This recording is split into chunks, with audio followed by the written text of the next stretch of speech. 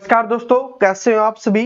और दोस्तों SSC CHSL और एसएससी एमटीएस के लिए हमारा जो स्कोर बूस्टर बैच चल रहा था उसमें आज हम लेके आए हैं मैथ का आपके सामने मैथ का प्रैक्टिस सेट नंबर 2।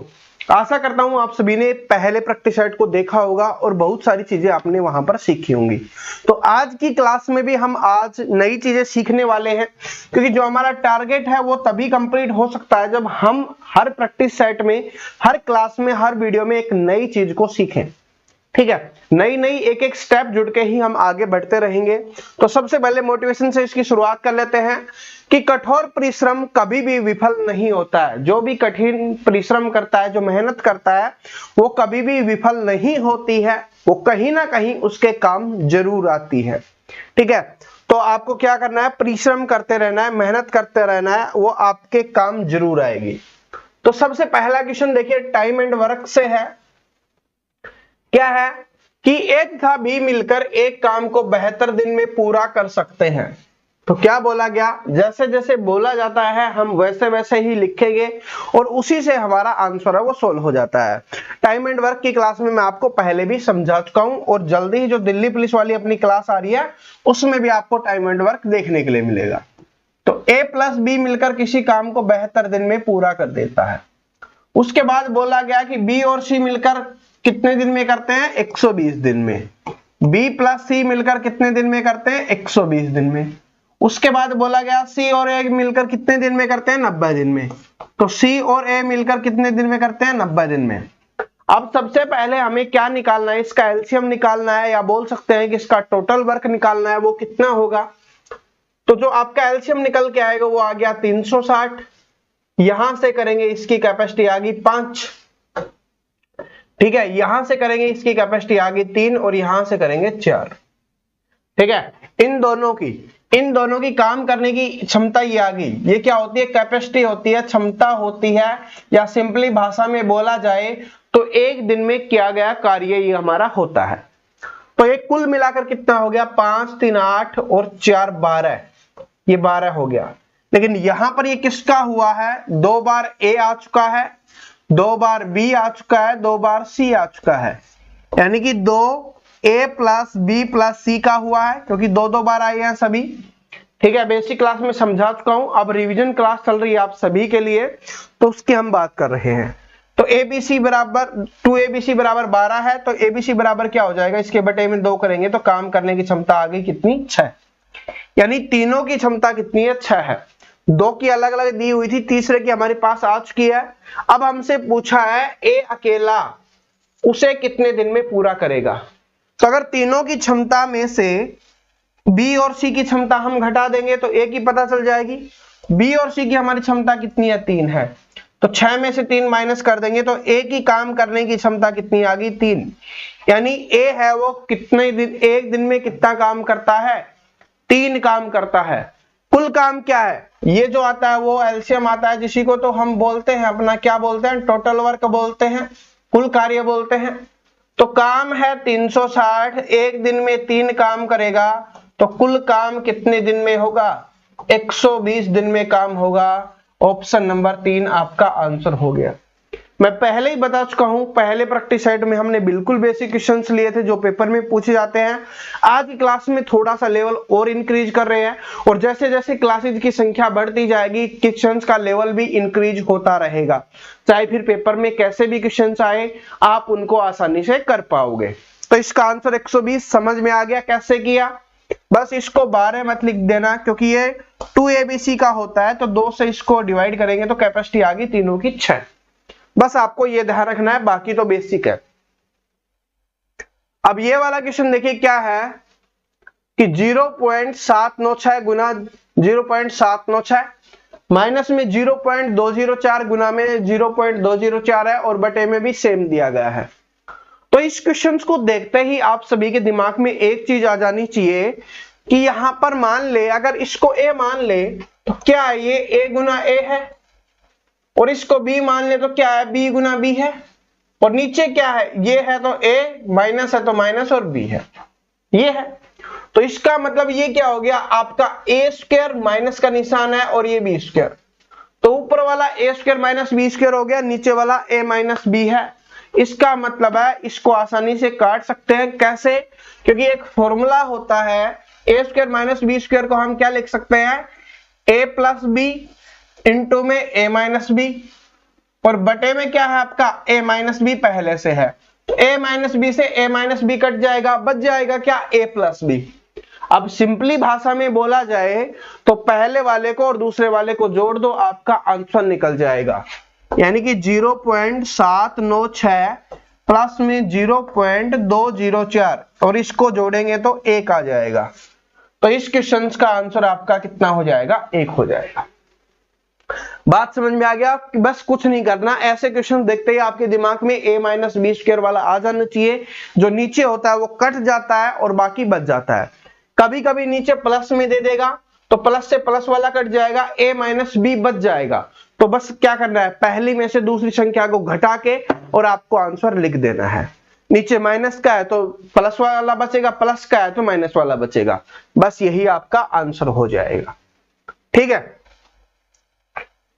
अब ये क्वेश्चन मैंने कल भी करवा दिया था, तो मैंने कल ही आपको बता दिया था कि किस तरीके से इसको करना है।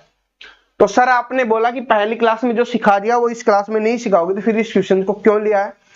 इस क्वेश्चन को इसलिए लिया है ताकि आप सभी मुझे कमेंट करके बताओ क्या आपने पिछली क्लास में उस क्वेश्चन को अच्छे से समझा था। अगर समझा था तो इसका आंसर कमेंट करके बता देना, बिल्कुल इजी है। याद दिलवा देता हूं, इसका कोई मतलब नहीं होता है, बाकी आपको आंसर कमेंट करना है। ठीक है, जिसका आंसर सही होगा पिन कर दिया जाएगा और अपना आंसर चेक कर लेना फिर ठीक है या नहीं है। अब ये देखिए क्या है कि किसी धनराशि पर 5% वार्षिक ब्याज की दर से 2 वर्ष का चक्रवृद्धि ब्याज 328 रुपए है। देखिए ब्याज के लिए मैंने क्या बताया हुआ कि मैं आपको कोई फॉर्मूला नहीं बताता, जिस तरीके से हमने पिछली क्लास में भी किया था आज भी उसी तरीके से करेंगे। क्वेश्चंस के लैंग्वेज कैसे भी आ जाए वो हर जगह काम आता है, जो मैंने टाइप आपको बताई हुई है। तो किसी धनराशि पर 5% वार्षिक ब्याज की दर से 2 वर्ष का चक्रवृद्धि ब्याज 328 रुपए है।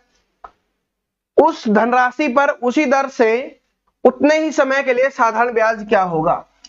अब साधारण ब्याज बताना है, चक्रवृद्धि ब्याज दिया गया है। तो मान लेते हैं वो धनराशि कितनी है आपकी 1000 है। मान तो हम 100 भी लेते हैं, लेकिन अगर उसका निकालें तो थोड़ा हार्ड बन जाएगा, इसलिए हमने 1000 मान लिया। आपके हिसाब से आप कुछ भी मान सकते हो।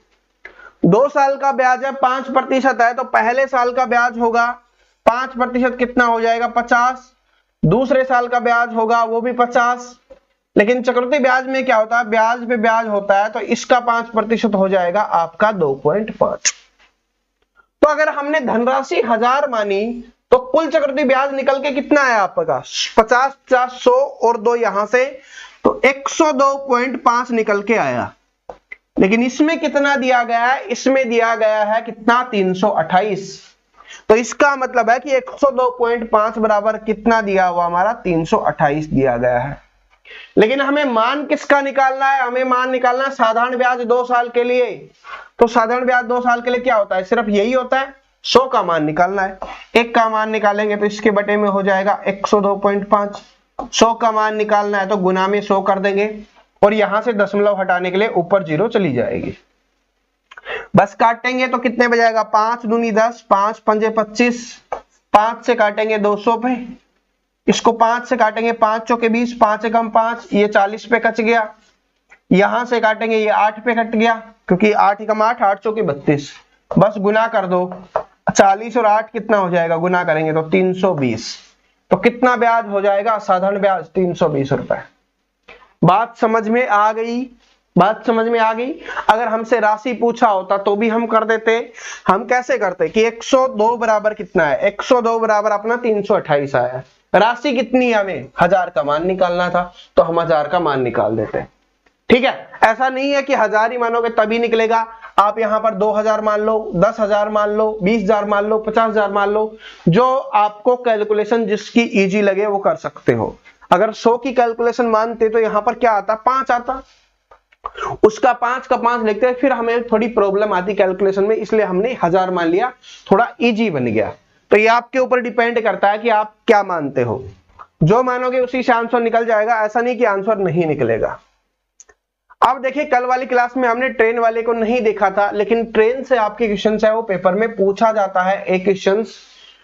तो देखिए क्वेश्चन कैसा है कि एक रेलगाड़ी 162 मीटर लंबे एक प्लेटफॉर्म को 18 सेकंड में पार करती है। तो आप सभी को पता है कि रेलगाड़ी अगर प्लेटफॉर्म को पार करती है तो वो स्वयं की लंबाई को पार करती है और प्लेटफॉर्म की लंबाई को पार करती है। तो मान लेते हैं रेलगाड़ी की लंबाई x है, प्लस में 162 मीटर लंबा प्लेटफॉर्म है और पार करने में कितना समय ले रही है, 18 सेकंड का वो समय ले रही है।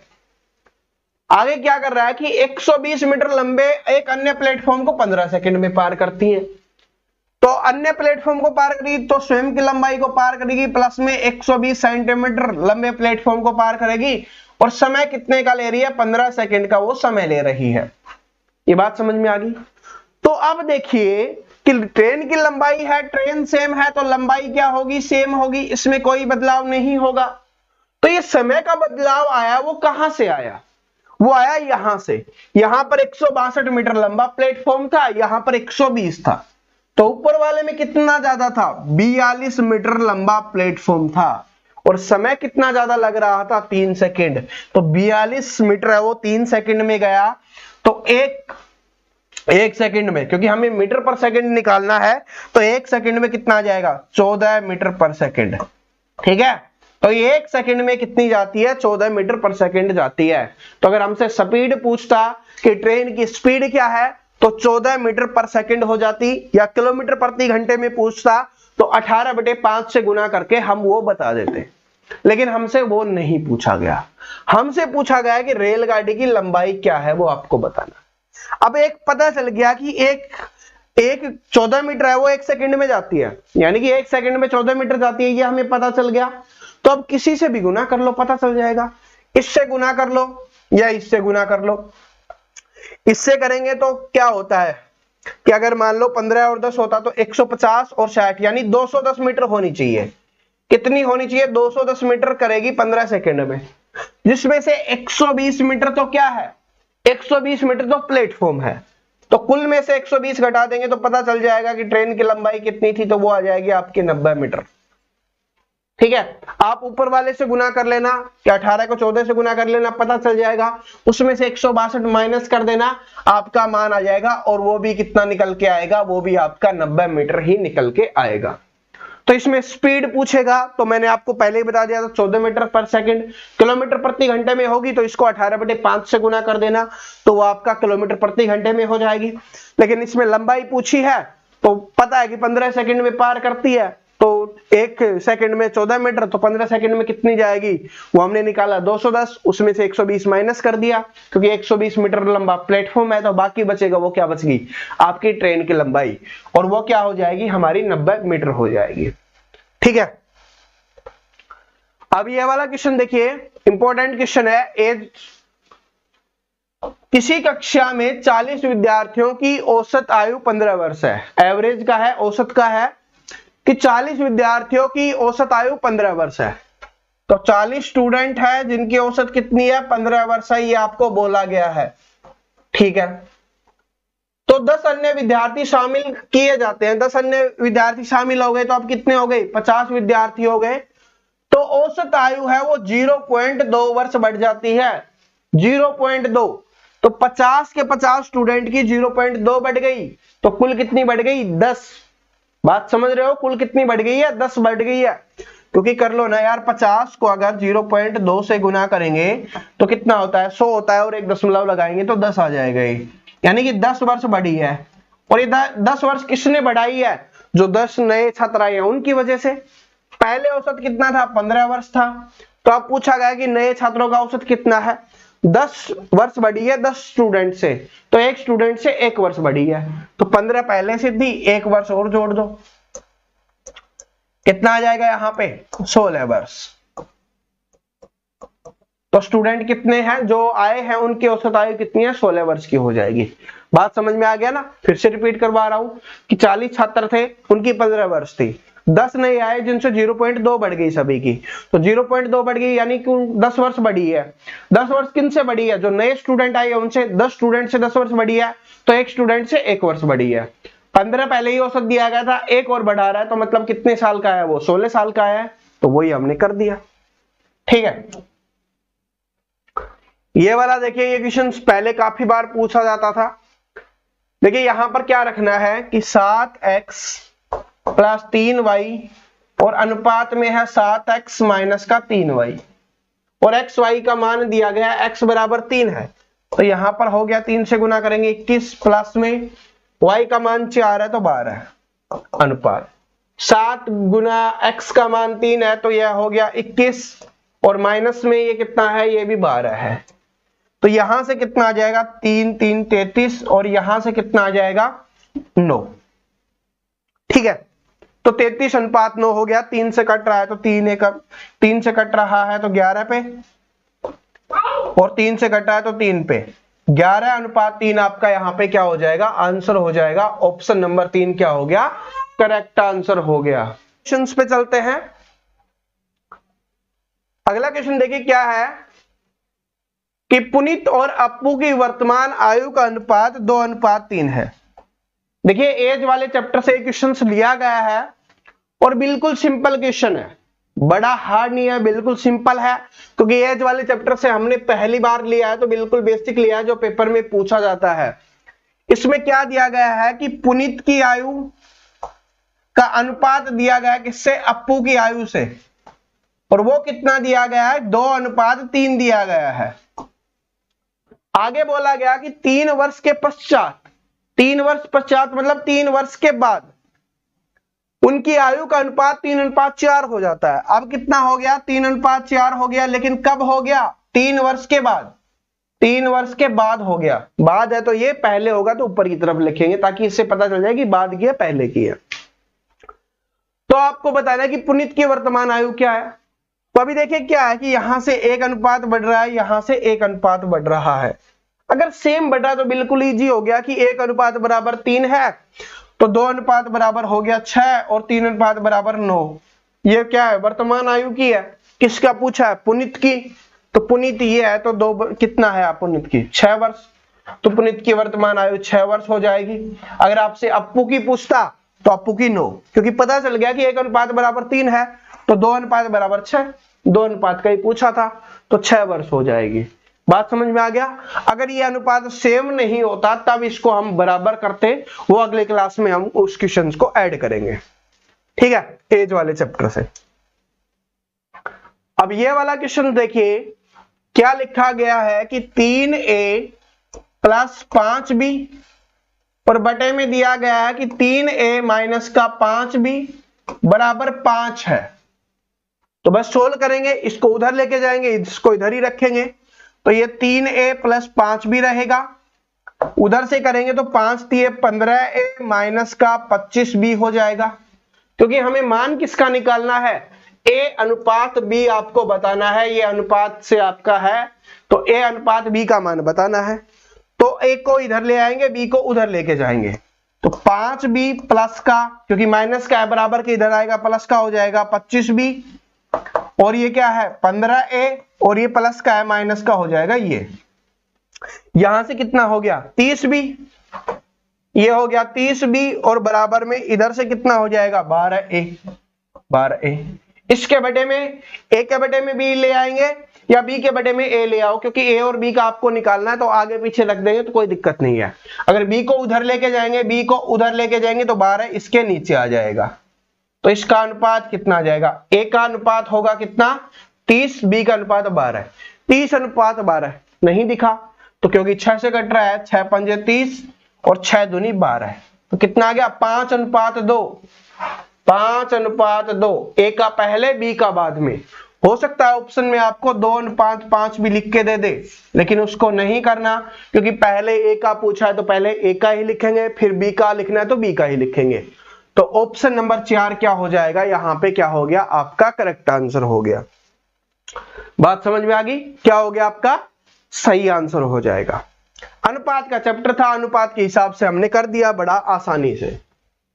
अब ये वाला देखिए क्या है कि 2 संख्याएं एक तीसरी संख्या से क्रमशः 20% और 50% अधिक है। क्या है कि 2 संख्याएं तीसरी संख्या से, मान लेते हैं एक है पहली संख्या, ये दूसरी संख्या और ये तीसरी संख्या। तीन संख्याएं हो गई है और इसमें बोला है कि एक तीसरी संख्या से 20% और 30% अधिक है। तो अगर ये 100 है, पहली 20% अधिक है तो 120 और दूसरी 50% अधिक है तो 150। इसमें गलती मत करना, पहले वाली 20 अधिक है तो 20 होगी, दूसरी वाली 50 अधिक है तो 50 होगी। तो इन दोनों संख्याओं में अनुपात क्या है? तो इन दोनों संख्याओं का अनुपात बता दो।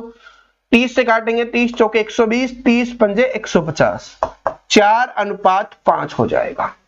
कितना हो जाएगा? 4:5, जो आपका ऑप्शन नंबर 2 में दिया गया है।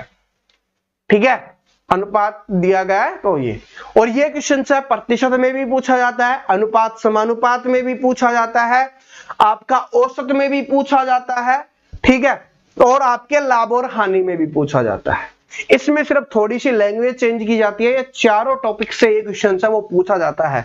यहाँ पर अनुपात आ गया तो अनुपात का पूछ लेगा, यहाँ पर लाभ हानि लिख के लाभ हानि का पूछ लेगा, यहाँ पर आपका औसत से पूछेगा तो औसत का पूछ लेगा, प्रतिशत में पूछेगा तो प्रतिशत में कैसे पूछेगा? पूछ लेगा कि दूसरी संख्या वो पहली संख्या का कितना प्रतिशत है, कितना प्रतिशत ज्यादा है, या पूछ लेगा पहली संख्या वो दूसरी संख्या से कितने प्रतिशत कम है या कितना प्रतिशत है। इस तरीके से भी पूछ सकता है। लेकिन ये क्वेश्चंस बार बार एग्जाम्स में रिपीट हुआ है, इसलिए मैं आपके सामने लेके आया हूं। ठीक है, और चारों जो आपके टॉपिक्स हैं उनसे ये क्वेश्चंस पूछा जाता है। अगला क्वेश्चन देखिए क्या है, बट्टे से है या लाभ हानि का ही एक हिस्सा है, वो बोल सकते हो कि किसी खिलाड़ी का किसी घड़ी का अंकित मूल्य 800 रुपए है। तो पहले ही बोल दिया गया कि कोई घड़ी है जिसका अंकित मूल्य कितना है? 800 रुपए है। ठीक है, ये बोला गया है। आगे देखिए, एक दुकानदार उस घड़ी पे 2 क्रमिक बट्टे देता है। बट्टे का मतलब होता है छूट देता है। तो 2 छूट देता है, उसके बाद 612 रुपए में बेच देता है। यानी अंकित मूल्य 800 रुपए था, लेकिन बेच कितने रुपए में दी उसने? 612 रुपए में दी। यानी कि उसने छूट कितने की दे दी? 188 रुपए की छूट उसने दे दी है। ठीक है, 188 रुपए की छूट दे दी। लेकिन क्या बोला गया कि यदि पहला बट्टा 10% था तो दूसरा बट्टा क्या था या कितना होगा, ये आपको बताना है। ठीक है, तो पहला बट्टा दिया गया यानी पहली छूट 10% की दी गई है। कुल आपको पता है कि छूट 188 रुपए की मिली है, पहली है 10% की तो दूसरी आपको बतानी है। तो चलो कोई बात नहीं, हम बता देंगे। 800 रुपए है, पहली 10% की छूट है तो 800 का 10% कितना हो जाएगा? 80 रुपए की। तो 80 रुपए की छूट मिल जाएगी, मतलब कितना का? 720 में बेचता। क्या बात है, कितने में बेचता? 720 में बेचता। लेकिन कुल 188 रुपए की छूट दे रही थी, 80 रुपए की छूट तो दे चुका, अब कितने की देगा? 108 रुपए की छूट। 108 रुपए की छूट चाहिए कितने पे? 720 पे। तो 108 की छूट चाहिए 720 पे, गुना में प्रतिशत चाहिए तो 100 का यूज कर लेंगे। 0 से 0 कैंसिल हो गया। इसको 4 से काटेंगे तो 4 एकम 4 और 4 अंठे 32। ठीक है, इसको 4 दूनी 8 और 4 साते 28। अब किससे कट रहा है? 3 से काटेंगे तो 6 पे, 3 से काटेंगे 9 पे, फिर 3 से कट रहा है 3 पे, ये 2 पे, 2 से काटेंगे 5 पे, और 5 गुना 3 कितना हो गया? 15%। तो आपको सिर्फ यही बताना था कि दूसरा बट्टा कितना प्रतिशत का होगा, तो ऑप्शन नंबर 3 सही आंसर हो जाएगा 15% का। बात नहीं समझ में आई, फिर से रिपीट करवा रहा हूं कि क्या बोला गया कि एक घड़ी का अंकित मूल्य 800 रुपए था, लेकिन उसमें 2 छूट दी गई या 2 बट्टे दिए गए, जिसके बाद उसको 612 रुपए में बेचा गया। तो यानी कि जो छूट है या बट्टा है वो कितने रुपए का हो गया? 188 रुपए का हो गया। लेकिन आगे बोल दिया गया कि पहले बट्टा 10% का था, तो यानी कि पहले बट्टा 10% का था, 800 की वस्तु थी, 10% की छूट मिली तो कितने की हो गई? वो 80 रुपए की छूट मिल गई। तो अब कितने? 720 की। लेकिन कुल छूट तो 188 रुपए की है, 80 रुपए की छूट मिल चुकी है, तो हमें कितने की छूट और चाहिए? अभी 108 रुपए की छूट और चाहिए। और कितने रुपए पर? अभी 720 बचे हुए हैं ना, जो बचा हुआ है उसी पे तो छूट लेंगे, तो 720 पर 108 बट्टे 720 गुना में 100 और आपका निकल के आ गया 15%। ठीक है, समझ में आ गया? अब देखो अगला क्वेश्चन। एक व्यापारी अपने माल का अंकित मूल्य उसके क्रय मूल्य से 40% अधिक निर्धारित करता है। तो मान लेते हैं ये हो गया उसका क्या हो गया? क्रय मूल्य।